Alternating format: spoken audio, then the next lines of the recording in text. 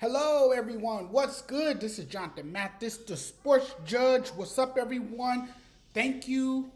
Thank you for the love and support. I really appreciate it. I watched some of the Final Four yesterday. I didn't get a chance to watch both games in its entirety. I saw the first half of San Diego State and FAU, but then I had to leave. It was a surprise party for my aunt last night, so I missed uh, the second half of the game. But I did, get a glimpse of the game here and there. I was able to glance at it as I was on the freeway. My fiance put it on the phone for me. So I wasn't really able to really watch closely, but I was listening as I was driving and I would glance over here and there to look at the game. Great game. Great game. San Diego State, the Aztecs, they look like the best team right now. I know UConn has also advanced to the title game. Those two teams will have a date against each other on Monday night. But San Diego State, man, they are an all-around team. We saw that last night. Now, FAU looked good in the first half. FAU had great spacing. They were able to create separation. They were just about getting any shot that they wanted. And that's what's so great about Florida Atlantic, right? They can knock down the three. They can hit shots. And that's what they were doing. They were knocking down shots. But San Diego State, being the resilient team that they are, they were able to mount a second half comeback. And what an incredible ending it was. I mean, you talk about a great game. It was absolutely amazing. I went back, I saw the replay, I saw the highlight, I saw the buzzer beater shot. That couldn't come at a better time. Lamont Butler, man, he is the hero. He is probably the most beloved figure in San Diego today. He could probably go anywhere in San Diego if he was in San Diego right now, because they're in Houston still for Monday night's game. But if he was in San Diego right now, he would be welcome into any restaurant. He'll be able to choose anything off the menu, and he'll get it for free. No charge at all. That's how beloved he is in San Diego today. No question about it. You talk about the painstaking work that this team has put in. This team is physical. This team is determined. And they just don't give up. They never give up. They fight to the very end.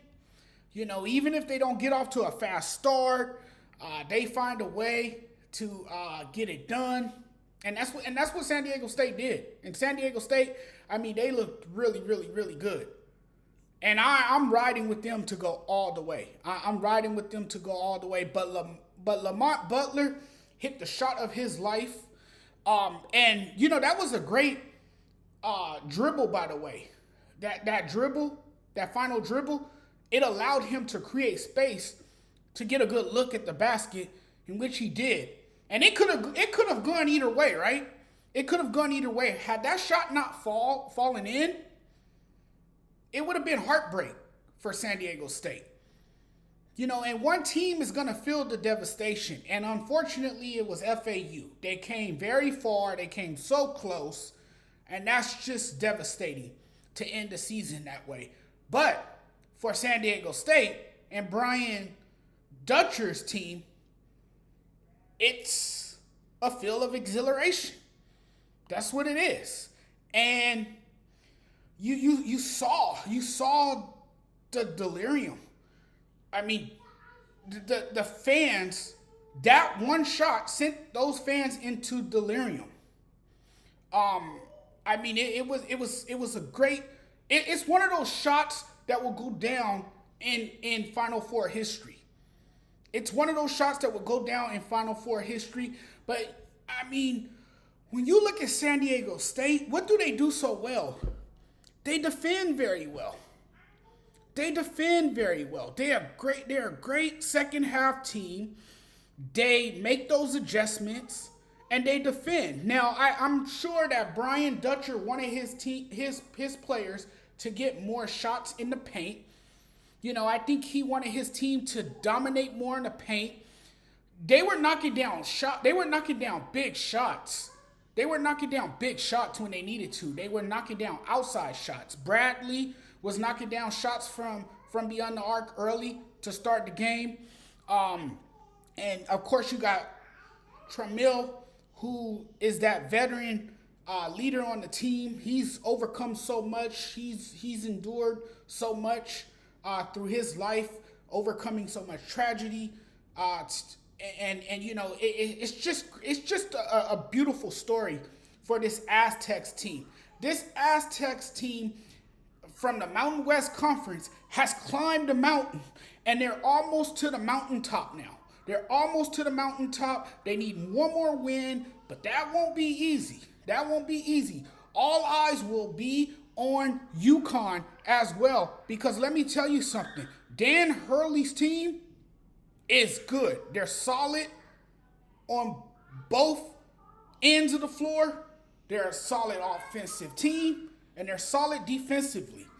And, I mean, you've seen some great stuff from this team in recent weeks. There's no initial panic with this team. This team keeps fighting as well. They can build comfortable leads. They can put you away early because they do everything so well. You know, and, I mean, it's going to be an exciting game. I can't wait for Monday night's contest. It's going to be a game. It has instant classic written all over it. And who saw these two teams being in the national championship game? I don't think any of us really saw this coming, right? You know, so UConn was able to put away Miami in a 72-59 victory. This was the latest in a 5-game string of NCAA tournament domination. This team has completely been dominant in recent weeks, and their dominance on both ends of the floor has sent them barreling into a national championship date Monday night with San Diego State. UConn has done a pretty good impression of it. Has done a pretty good impression over the last 3 weeks, beating its opponents by an average of 20.6 points per game and holding all of them below 40% shooting from the field. So that tells you that they're a physical team. They defend very well. They put defense first. Dan Hurley has done a good job putting an emphasis on defense. When you look at the box score from the Final Four, you had 8 players in the scoring column. You had 19 assists on 28 made buckets. So that means that the ball movement is good, that they share the ball. They move the ball extremely well. And they had a 41-32 rebounding edge. It's going to be interesting to see them go up against San Diego State. Not to mention the smothering defense that limited the Hurricanes to 32% shooting from the field. And we all know Miami had a good team coming in as well. They're well coached by Jim LaAllegra. You got tremendous guard play in the backcourt. Those guards of theirs have been stellar all year. And, I thought this game would be a lot closer, but it turned out it was a blowout. It was a blowout, So I'm ready for Monday night. I'm excited about Monday night. It should be a fun game. It should be must-see TV. I still think what's really must-see TV, if you're talking about college basketball, is LSU versus Iowa. The women's national title game. I think that is must-see TV because that Caitlin Clark girl, Man, let me tell you, she might be the best basketball player in the world. The best basketball player in the world right now. That girl can flat out shoot. She can play. She can play. But I'm also going to be watching the men's Final Four because I think we're in for a treat, and I think it's going to be a great game. It's something that I surely don't want to miss. Talk to you guys later. I want to thank you guys for watching. Before I check out of here, I just want to let everyone know to subscribe to this channel. If you guys want to keep up with me and if you guys like my content that much, hit the subscribe button. And also, you guys are more than welcome. Feel free to do so. Leave your comments, your questions, and concerns. We'll talk very soon. Enjoy, my wrestling fans. Where you at? Enjoy day 2 of WrestleMania.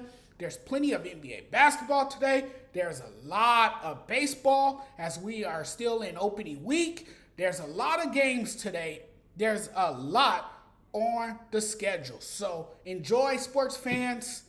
We will chat very soon. Peace, everyone.